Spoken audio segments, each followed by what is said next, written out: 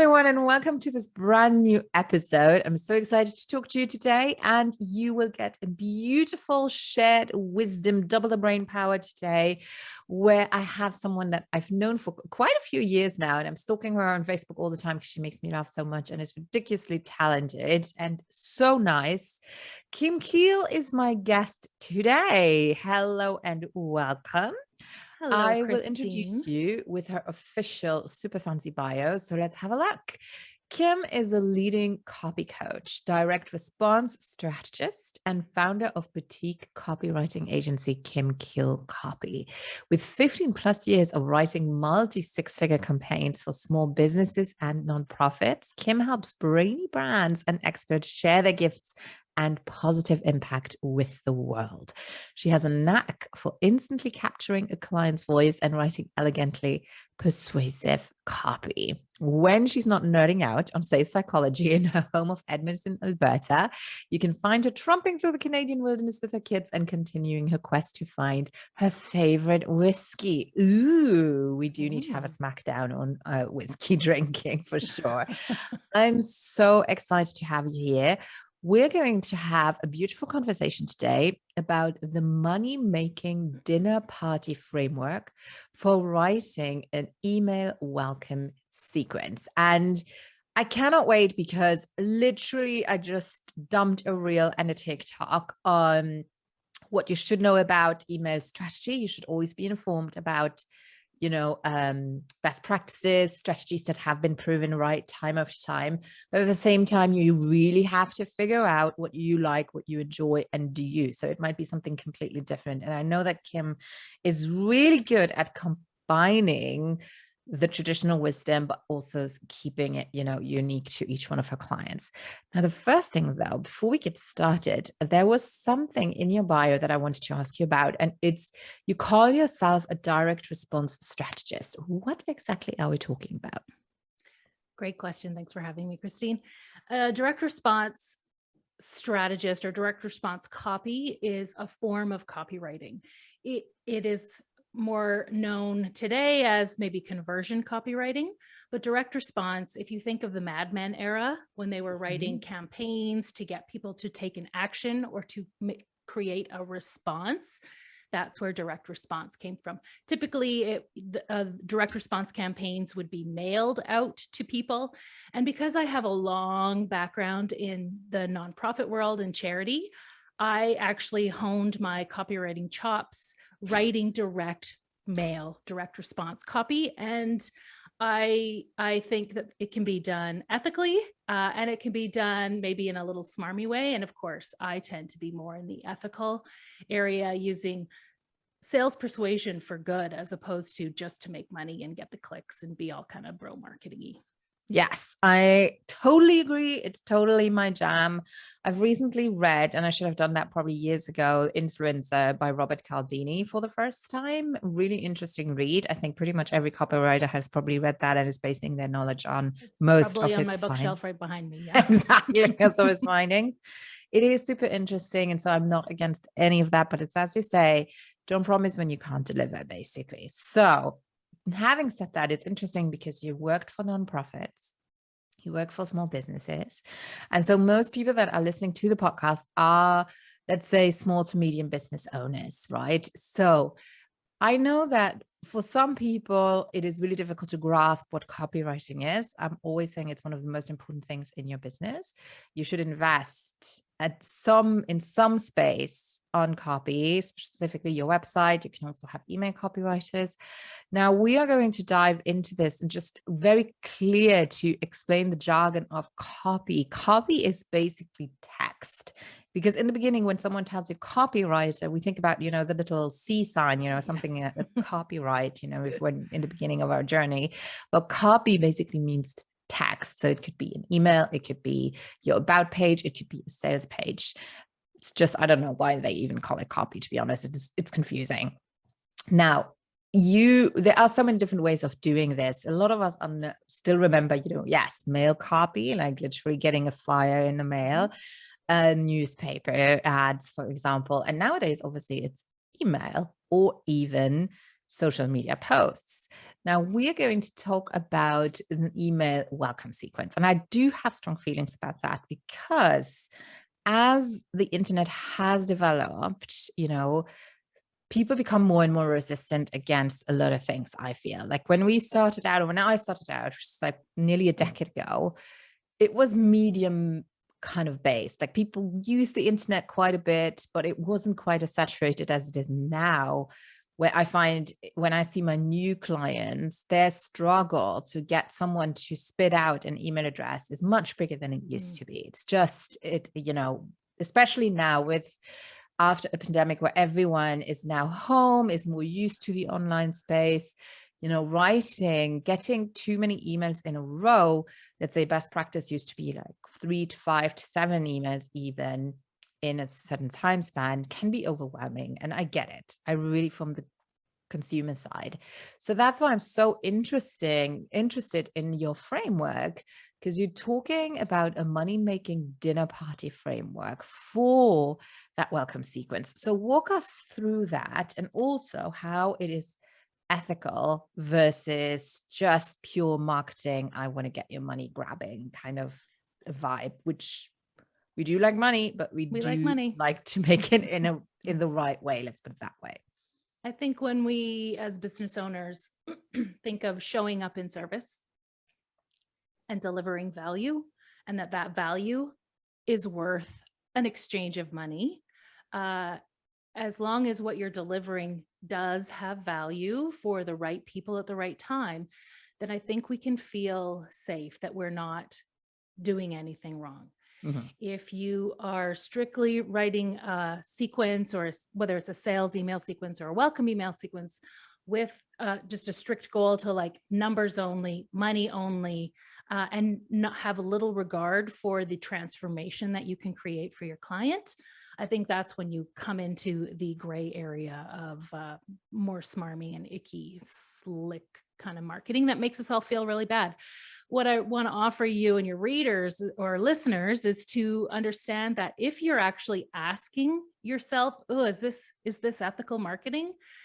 You probably are doing it right, because the people who really don't care about that kind of stuff aren't asking that question. So if you are already thinking like, oh, I don't really want to come across as smarmy, you probably aren't. So like, rest assured you're on the right path. One of the biggest challenges that I see in copywriting for new business owners, and I certainly was like this in my own business when I first started out, and I see it in a lot of the copywriting when I'm copy coaching for some people, and they bring their emails to me, is it's almost like it's like turning on the fire hose of information, and it's overwhelming. And I think this kind of ties in a little bit to what you were saying about like 3 to 5 to 7 emails. I do personally recommend a 4 to 5 email welcome sequence, but we space it out and we change the level of information and the kind of information that we're sharing in each of those emails so that it is not overwhelming. And I call it the dinner party formula, because you think of if you're hosting a dinner party and somebody is coming to your door, you're not going to instantly like shove all the food in their face, right? You're going to open the door, take off their coat, and hand them a glass of champagne or maybe an amuse-bouche. So that very first email that you deliver is where you deliver the free lead magnet, the freebie, the free training, whatever you're creating in exchange for that person's email. Then that first email is simply just, thank you for putting this on the order. Thank you for receiving my invitation. Here's exactly what you wanted. I'll pop back in a few days, but I just want you to know, here's your link and enjoy. Basically, it's just a very simple, succinct first email. Now, before you even write the rest of the emails, you need to know what your final action is that you want your person to take. Do you want a new subscriber to book a call with you? Do you want a new subscriber to buy a smaller digital product? Do you want your new subscriber to join your free Facebook community? So as long as you know what that ultimate goal is, that first step to working with you is, then you craft the dinner party sequence to bring people along that journey so that on the final email, that's actually when you're making the ask. So after the first email, someone opens the door and you hand them the cocktail. The next email, which I typically recommend sending actually the day after, is the appetizer course. So in this one, you are welcoming them again. It's a little bit warmer, it's a little bit longer, and you are reminding them of the resource and giving the link again. And then you're just giving them a little introduction to you. And so think of it, you can approach it in two ways. You can approach it like a charcuterie platter. So you could be offering a few different samples of your wares. So like, in addition to this free resource, I also wanted to point you out to this one of the most popular blogs on my blog post, or the most downloaded podcast, or there's this excellent free training that I offer, so you can go check that out. So it's just like little snippets, little tastes of what it's like to be in your world. Mm-hmm. That's one approach.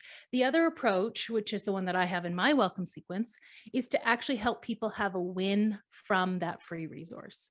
So you've put all your effort into creating this lead magnet. You've probably spent money on ads to get people to go to your website to sign up. Now help them get a win from that resource. So you might want to reference a couple of points inside of that document or inside of that video training to really help them get use out of that free lead magnet. So those are the two approaches that I typically take for the appetizer email. A few days later, 3 to 5 days later, I serve up the mind-blowing main. And this is where it's really about showing your own authority, presenting yourself as an expert, but not in like a smarmy, braggadocious way. It's really in just like, you're safe with me. Typically in this email, I would be talking about my story, my trajectory to become a copywriter or to become whatever kind of business owner I am. If it's kind of not relevant to my business, then maybe I would do a case study. I would present to you how I work with other people, get you to meet one of my clients and the transformation that I created for them. Again, there's no ask. I just keep these strictly delivering value and, delivering a welcome, making people feel welcome and getting to know me. By the fourth email, you have an optional middle email here. And again, it's 3 to 5 days later. You can send, it's more of a ninja move, more of an advanced technique. It's called the self-segmenter email. And it's one where you're writing about, I've shared a little bit about myself. Now I'd love to hear about you. Which of these 3 options best describes where you're at in your business? And you can give them 3 options, like beginner, middle, expert. And when they click that link, it creates a tag inside of your email service provider so that you know who's subscribing, and then you can further segment. Now that is an advanced technique, and I don't, if you're just starting out in business, you don't need to do that. The final email, of course, is the dessert course. And this is the one where, again, 3 to 5 days later, you are serving up the pièce de résistance. Like, this is the email where you're showing social proof, you're painting a picture of what it looks like to work with you on the other side, or the transformation people are having from that final offer that you're going to be then inviting them to. And so in that email is when you make the ask. It's when you say, look, you've enjoyed this sequence. You're welcome to my world. And we can continue this by joining my free community where I deliver all kinds of golden nuggets. Or if you really want to get the full framework, click here and buy the workshop. So, there's a couple of different angles you can take. For me, my call to action on that final email is to book a call. Most people aren't ready at that point, and I'm okay with that. I don't have a very sophisticated funnel anyway, but it depends on the type of business that you run. Beautiful. I think that makes total sense. And I like that it's, I know that people love formulas and it can be overwhelming at first, but I think everything you deliver here comes from a place of service still. I think we need to remember that. Like, the people, I think the state of mind that you should be in is that they're here already for a reason. And it's really to make sure that you're a great fit. So it's not necessarily about you pleasing them at all. I really think it's more about you explaining who you are, even if that is something that we're not used to, because we're like, why should I be talking about myself? Shouldn't I convince them that I am amazing? It's like, no, you just show who you are. What do you like? What don't you like? You know, what do you love about your profession? What are you extremely good at? Because you have proof, you know. And then it's also at the end, it has to be very clear in a way that it's a take it or leave it situation. Whatever you do, it's totally fine. I think when you have that detachment, you write differently. You know, you just let it flow, and it's like, here is my offer. You're here for a reason. If this is singing to you, it's beautiful, perfect, let's go for it. If it's not, then that's totally fine too. And sometimes, I don't know if you've seen this before, but I actually do send an email after a certain amount of time that's literally called, should I stay or should I go? And it's like, you know, you were curious, you found out a little bit about me, and this is just my not get out of jail card, but similar, you know, as in, you know, either you like me or you don't. It's totally fine. And I think that is maybe important for your copy, first of all, but also for your peace of mind. Because I think people take it so personally sometimes when we write these things. But having that situation of, you know, you've come to my house, my virtual house, you know, you literally knocked on the door. I gave you, you know, in good faith, you know, and then just like, unattached, I do my best. I'm a great host. Now it's up to you if you want to, you know, stay in my universe or not. So I think I love that comparison with the dinner party framework for sure. Yeah. What are some things that you have seen, because you've worked with so many businesses, that work very well in terms of that ask that you have at dessert? Is it a small offer? Is it to book a call? I find, and this is just me musing literally, that the book a call thing has become a little bit old. Maybe it's because I've been in business for so long. So what are maybe some alternatives to that? I think it's not a book a call. It's a free strategy session. It's a free 15-minute profit leak, like a 15-minute call to see where your profit leaks are. Or it's a 15-minute strategy session to identify any limiting beliefs and how we can shift them. So there has to be an outcome. It's not just book a call. It's a free strategy session. And there's some things you can say around it, like, this is a totally no pressure. If you are not 100% bought in, like, that's fine, but I would love to get to meet you. So that's just to handle that book a call. We don't ever call it book a call. We call it something different. Other things that could work would be to join my free community, my Telegram, my Voxer channel. Is there how interesting. I never thought of that. Yeah. Is there like a small membership that you want somebody to subscribe to, like a $9 or $12 a month subscription? One of the lead magnets that I worked on with a client was daily affirmations. So she had created 30 days of free 1-minute miracles or affirmations that were delivered each day. So this is a little bit of a different approach. This is one where you're sending an email each day. And then at the end of those 30 days, the invitation is to step into 365 days of miracles for $27. Oh, wow. So you could even do something similar but different, whatever that is for your business. If you offer some kind of can create kind of like a series, and then the final step is, do you want to continue the series? Then you can opt in. It can be a free offer. It can be, watch this other video, or like the next step on the journey. And maybe on that free webinar, you have an ask or an invitation to join your course or program. I think it just, again, you want to think of what that end result is, what you want that mini next step to be, and then craft your emails towards it. Very beautiful.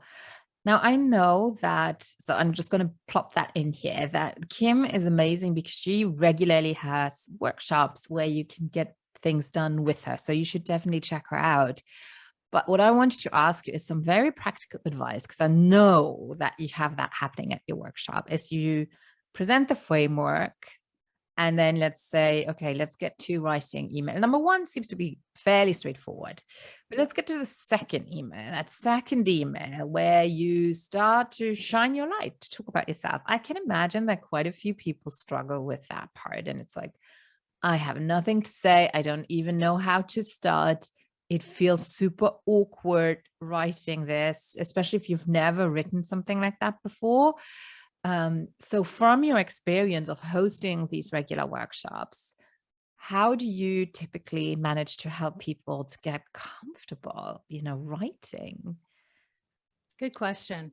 I think we, as human beings, overthink things and we overanalyze. So if we think of the appetizer email, which is where we're going to maybe just welcome people a little bit more into our world and be a little bit more friendly, deliver value. I think if you decide, okay, I'm going to link to these 3 resources, decide the 3 resources, put them in, and then you create sort of an intro and then an extra.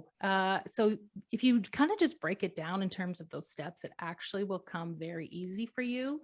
The more constraints you put around writing your copy, the better you will write and the faster you will write. So if you are sitting down and looking at a blank Google Doc or a Yes, Word that's like, doc, oh God. you can't think. Like you have a million ideas, you don't even know where to start. But if you know, okay, I need an intro, then I need 3 resources, then I need an outro, and maybe like an open loop to stay tuned for the next email.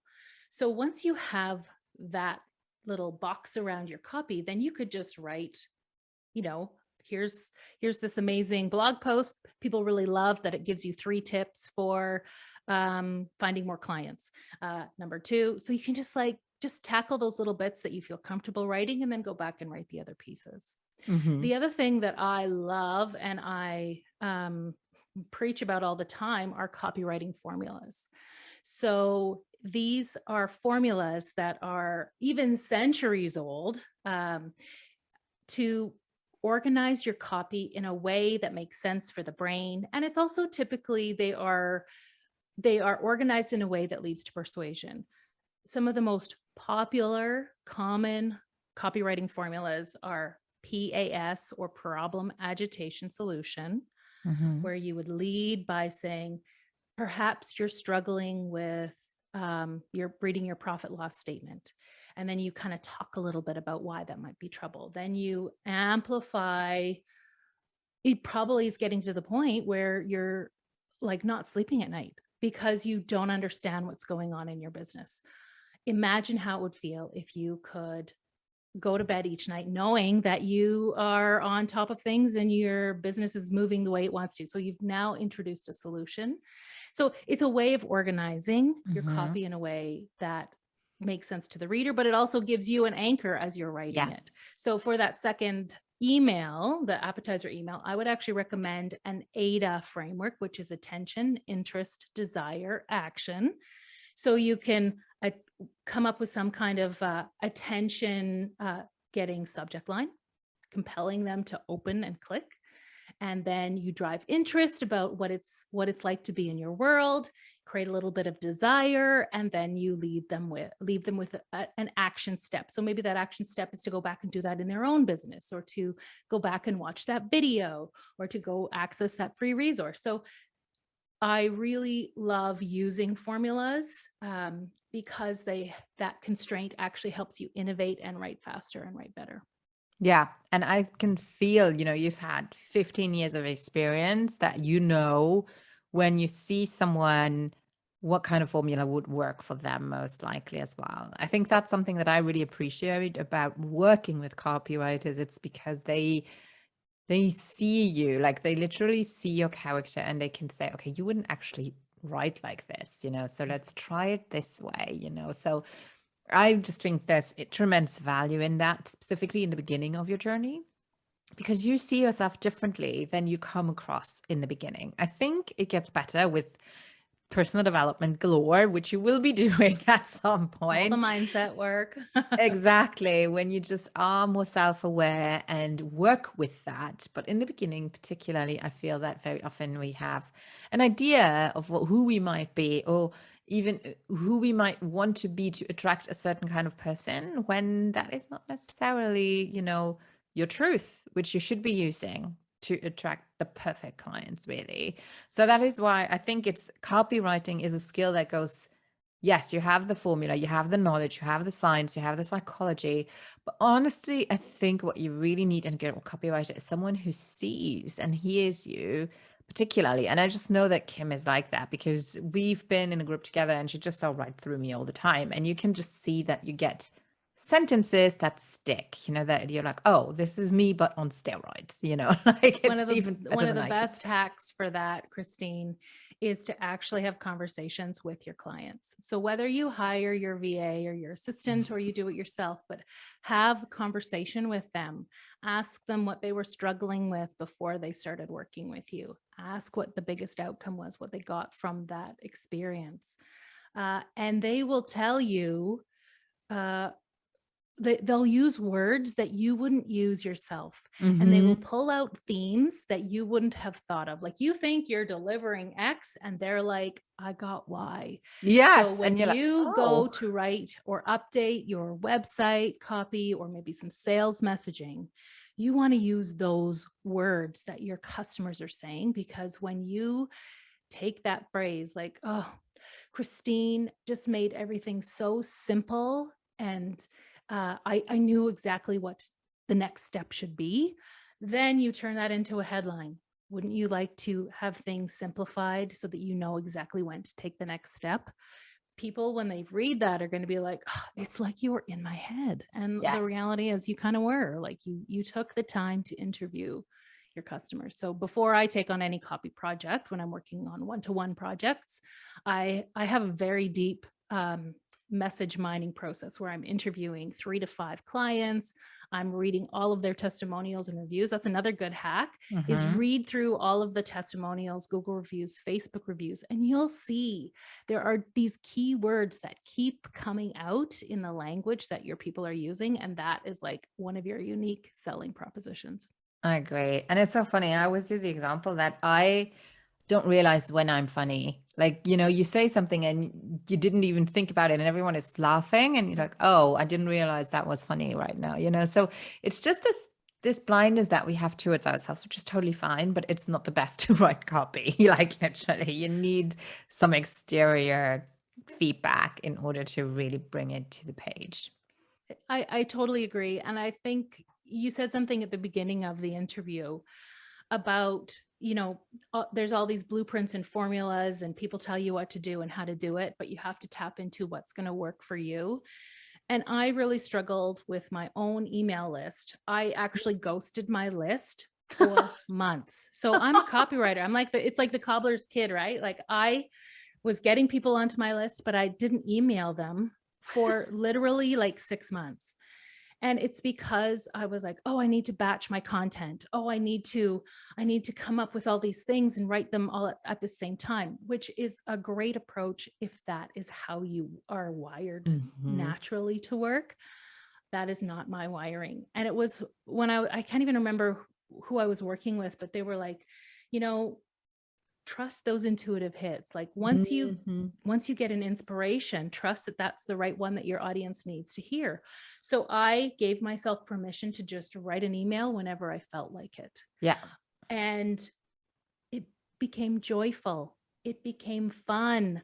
I began listening more to like those intuitive hits that came and trusting them and sending the email out. And then people would reply and say, oh, this was so helpful, or, oh, this was hilarious, or, oh, thank you so much for this. So I think that if you are a batch type person, like you like to get pre-planned, then do that. But if that's not who you are, just follow your own intuition and your own flow to get started, and give yourself permission to do it on your own terms, because I guarantee that showing up how you want to show up is going to create the best connections with your best clients, because they're going to resonate with that approach. I agree. And I, at the moment, don't even have a welcome sequence because I'm like, I'm over it. I'm like, right now, my brain can't handle anything. It's just, I think because it's just been a tough couple of years, you know, it's Totally. just everything is just on very thin ice. So I was just like, okay, let's scrap this. I don't even like it anymore, even though I did like it at some points, very well written. It was written by copywriters and everything. I was just like, at this point in time, it's not who I am. At this point in time, I am very spontaneous and just like sparky and short, in a Yeah. way. So And so the dinner party formula probably isn't going to be an approach that works for you because it that's will not a be match again. for you, right? Exactly. And it's Yeah. just, it's cyclical, you know, it will be at some point. I'll be like, you know, now I actually feel like having a welcome sequence again, and I set it up again. So it's also to give you guys permission to try in your business, whatever you want to do for however long, and you'll feel it in some way. And I have different funnels too. So for one funnel, I will have a sequence because it makes more sense, leading towards something that makes sense to be leading to. Other opt-ins are meant for something different where I won't have that, you know? So I think it's also as your business grows, as you want to have different ways of attracting people, you welcome them differently. It's like, hey, you guys, we already kind of know each other. It's my garden party. You just come in and the barbecue is running. Exactly. And it's just like, we hit the ground. It's just like, hey, little refresher. Here's your drinks, jump in the pool. And others, you know, oh, we've met once or twice, you know, and this is the first time in my home. It's just different, you know? So, but I do like just the food in general. Like, who doesn't like food like analogies? It's like, but having that, hosting something, I think that's very, very in our nature. We all know what we like, what we don't like. So really go with that. Like, take that comparison and tailor your sequence to that. And obviously, if you're like me and I loathe writing, which is hilarious because I'm bringing out a book, but I had a ghostwriter writing it, and it's based on audio. So, but if you are insecure and you are stuck just because you don't know how to move forward, Kim has a wonderful free resource, actually, which you can get at her website, kimkiel.com/magnetic copy checklist, or dash if you hyphen is too British for you. And then you can get the checklist to make sure that you've done all the bits and bobs and have the constraints that you need in order to be efficient. Or you can also reach out to Kim, and I can see that she has the same name or the same words in all of her social media handles, which is her name, Kim Kiel, Kiel. And you will find her on Instagram, Facebook, and LinkedIn. We have all of the social media platforms in the show notes. So if you go to christinemeansbusiness.com/blog or /podcast, then you will find all of those to click on. And I would recommend to stalk her because she does have those super efficient workshops where you can get things done with her in a group setting that is very affordable as well. I mean, we're just going to be very honest. And then to get to know her, and she has different ways of working with her, of course, as well. But so check her out. And then Kim, maybe what's your favorite place to hang out right now in social media world? I'm playing around with Instagram. I don't create a ton of content, but I do use that more for sharing kind of like copywriting tips or strategies. If you follow me personally on Facebook, that's where I'm sharing like The funny funny memes, funny stories. puns. You know, that's really a personal expression of my creativity. So you can follow me there for some like personal tidbits, or if you want to follow me on Instagram for more of the copywriting tips, that's what you can do. Beautiful. And I'll just invite your listeners, if you do subscribe to, when you download the Magnetic Copy Checklist, it'll give you all kinds of tips, how-tos, best practices. But because you're listening to this podcast, once you've subscribed and you start getting my welcome sequence, shoot me an email because I read all the emails myself. And if you want, I have an actual workbook for the welcome sequence that wows the dinner party framework. And I'd be more than delighted to send that to your listeners. So they can just email me once they start that subscription process. I don't have like a fancy funnel setup or anything, but I'll send it over. Wonderful. Thank you so much for your generosity. And I'm absolutely certain they will. I'm so excited for you guys, and let her know that you've, obviously discovered her through the Christine Wins Business podcast. All right. Well, thank you for being here today and sharing your time and your valuable wisdom. You guys, this is the distillation of years and years and years of experience. I cannot stress it enough that this is not something that you can just Google. It's always these personal little touches that make it pure shiny goodness. So thank you, Kim. Check her out under kimkiel.com, her official website, in the show notes. And for all those of you who are watching us on YouTube right now, make sure you subscribe and you like our video. If you're on your podcast, make sure that you subscribe. And I think that is it. I'll see you guys back in 2 weeks' time. Bye-bye for now.